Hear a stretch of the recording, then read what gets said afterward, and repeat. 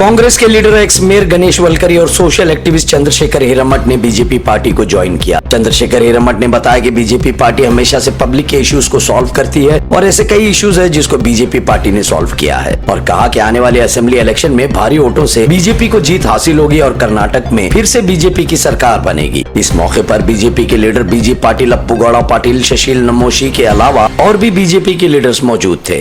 ಇವತ್ತಿನ ದಿನ ಚಂದ್ರಶೇಖರ್ ಪಾಟೀಲ್ ಅವರು ನಮ್ಮ ಪಾರ್ಟಿಗೆ ಬಂದಿದ್ದು ಬಹಳ ತುಂಬ ಸಂತೋಷ।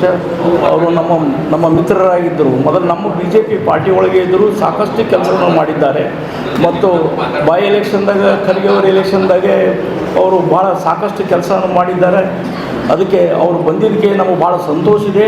ಅಂಥವ್ರ ಪರವಾಗಿ ನಿಂತು ಅನೇಕ ಹೋರಾಟಗಳನ್ನು ಮಾಡಿ ಇವತ್ತು ಸರ್ಕಾರದ ಹಂತದಲ್ಲಿ ಅವರಿಗೆ ನ್ಯಾಯವನ್ನು ಒದಗಿಸಿಕೊಟ್ಟಂಥ ಕೀರ್ತಿ ಇವತ್ತು ನಮ್ಮ ಚಂದ್ರಶೇಖರ್ ಹಿರೇಮಠ್ ಸಾಹೇಬರಿಗೆ ಸಲ್ಲುತ್ತೆ। ಅಂಥವರು ಇವತ್ತು ನಮ್ಮ ಪಕ್ಷಕ್ಕೆ ಸೇರ್ಪಡೆಯನ್ನು ಆಗ್ತಾ ಇದ್ದಾರೆ।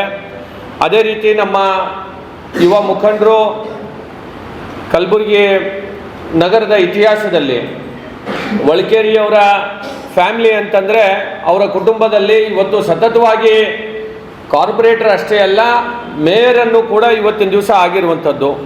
ತಂದೆ ಆದಂಥ ರೀತಿಯಲ್ಲಿ ಇವತ್ತು ಅವ್ರ ಮೇಯರನ್ನು ಆದಂಥ ಸಂದರ್ಭದಲ್ಲಿ ನಮ್ಮ ಗಣೇಶ್ ವಲ್ಕೇರಿ ಅಣ್ಣವರ ತಾಯಿಯವರು ಮೇಯರ್ ಇದ್ದಂಥ ಸಂದರ್ಭದಲ್ಲಿ ಅನೇಕ ಅಭಿವೃದ್ಧಿ ಕೆಲಸಗಳನ್ನು ಇವತ್ತು ಅವರು ನಮ್ಮ ಕಲಬುರಗಿ ನಗರದಲ್ಲಿ ಮಾಡಿರುವಂಥದ್ದು ಮತ್ತು ಗಣೇಶ್ ವಲ್ಕೇರಿ ಅಣ್ಣವರು ಕೂಡ ಮಹಾನಗರ ಪಾಲಿಕೆ ಸದಸ್ಯರಾಗಿ ಈ ಭಾಗದಲ್ಲಿ ಇವತ್ತು ಅವರು ಕೆಲಸ ಮಾಡಿದ್ದಾರೆ। ಒಂದೇ ಮಾತನ್ನು ಹೇಳಬೇಕಂದ್ರೆ ನಮ್ಮ ಪಕ್ಷಕ್ಕೆ ಸಾಕಷ್ಟು ಬಲವನ್ನು ಇವತ್ತು ತಂದುಕೊಟ್ಟಿದ್ದಾರೆ ಅಂತ ನಾನು ಹೇಳಬೇಕಾಗುತ್ತೆ। ಚಂದ್ರಶೇಖರ್ ಹಿರೇಮಠ ಇವತ್ತಲ್ಲ, ನಾನು 20 ವರ್ಷದಿಂದ 25 ವರ್ಷದಿಂದ ನೋಡ್ತಾ ಇದ್ದೀನಿ।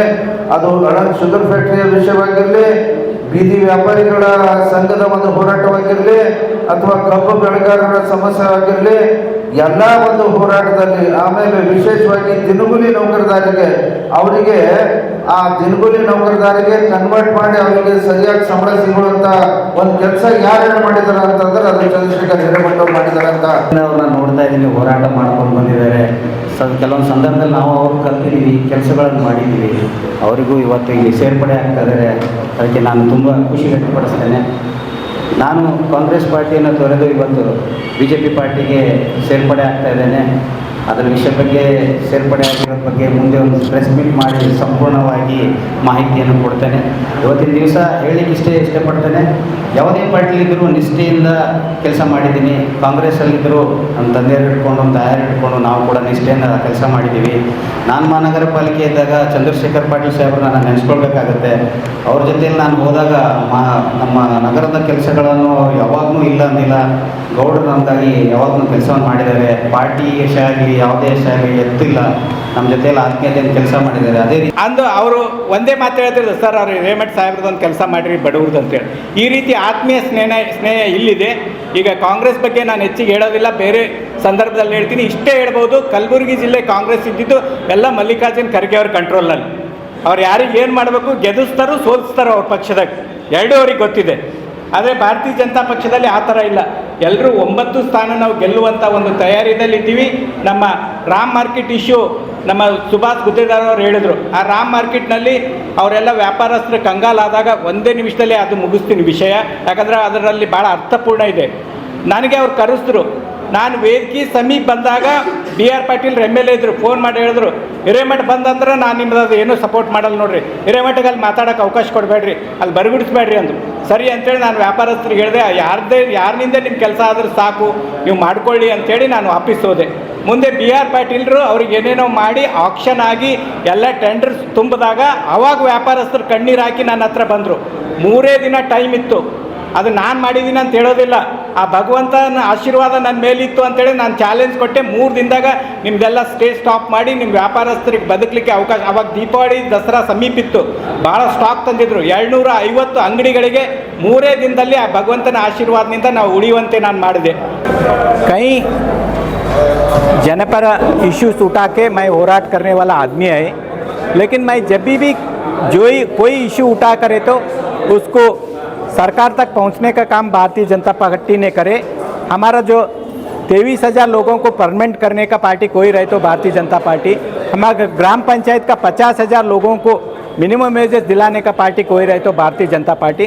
मैं कई इमोशनल इश्यू से पार्टी छोड़े था, लेकिन हमारा जो वर्किंग क्लास का लोग है, जो मेरा साथ लोग है, सबका यही आशा था, इच्छा था आप फिर भारतीय जनता पार्टी ज्वाइन होना बोल के। यहाँ पे डिस्ट्रिक्ट में जो है भारतीय जनता पार्टी का जितना भी लीडर्स है सब मेरा फ्रेंड्स जैसा है, कोई लीडर जैसा नहीं बिहेव करते। कोई मैं बात बोले तो गवर्नमेंट तक, सीएम तक पहुँचने का ताकत यहाँ पे लोगों का पास है। कांग्रेस में ये माहौल नहीं है, क्योंकि हम बोले तो नहीं वो नहीं होते, ये नहीं होते बोल के यहाँ ही बोलते। लेकिन मेरे को हमारा बीजी पाटिल रहने दो, दत्तात्रेय पाटिल रहने दो, शशील नमोशी और कोई रहने दो, सब हमारा बातों को पहुँच के हमारा इश्यू सॉल्व करते। मैं एक हॉनेस्ट होराटा करने वाला आदमी है, इसलिए भारतीय जनता पार्टी को ज्वाइन हुआ तो हमारा पब्लिक इश्यूज सॉल्व होते। और भारतीय जनता पार्टी का जो नेशनलिस्टिक व्यूज़ है वो सोच के मैं पार्टी को फिर ज्वाइन हुआ। मेरा सामने एक ही टारगेट है, जहाँ पे विधानसभा पोल्स हो रहे, जितना होना उतना ज़्यादा से ज़्यादा हमारा लोगों का काम करके हमारा पार्टी को मजबूत करके चुन के लाने का एक जवाबदारी, जिम्मेदारी मेरे पास है। Definitely I will assure that I will fulfil that aspirations. Aland रहने दो, गुलबर्गा नॉर्थ रहने दो, साउथ रहने दो, गुलबर्गा रूरल रहने दो, हर जगह पे काम करके हमारा भारतीय जनता पार्टी को जिताने का काम मैं करते बोल के ये मीडिया से मैं बोल रहा हूँ। कलबुर्गी से ज़्यादा आलंद में आपके फॉलोअर्स बहुत। हाँ, आलंद में ज़्यादा फॉलोअर्स है। वहाँ पे मैं कल से जाके आलंद में कैंपेन कर रहे, वहाँ पे जितना भी डिफरेंसेस है वो सॉर्ट आउट करने का कोशिश मैं करता हूँ, क्योंकि मैं हमेशा ह्यूमैनिटेरियन एस्पेक्ट को रेस्पेक्ट करने वाला आदमी है। कोई गलती क्या तो छोटा मोटा हुआ तो उसको सब कुछ समझा के भारतीय जनता पार्टी को और ऊपर नेशनल इश्यूज दे के सपोर्ट करने का काम मैं डेफिनेटली करता हूँ। वहाँ पे गुत्तेदार साहब से भी मैं बातचीत हुआ, वहाँ पे जाके सब मिलजुल के आपस में भाईचारा फैलने का काम हम डेफिनेटली करके हमारा पार्टी कैंडिडेट को चुन के लाते।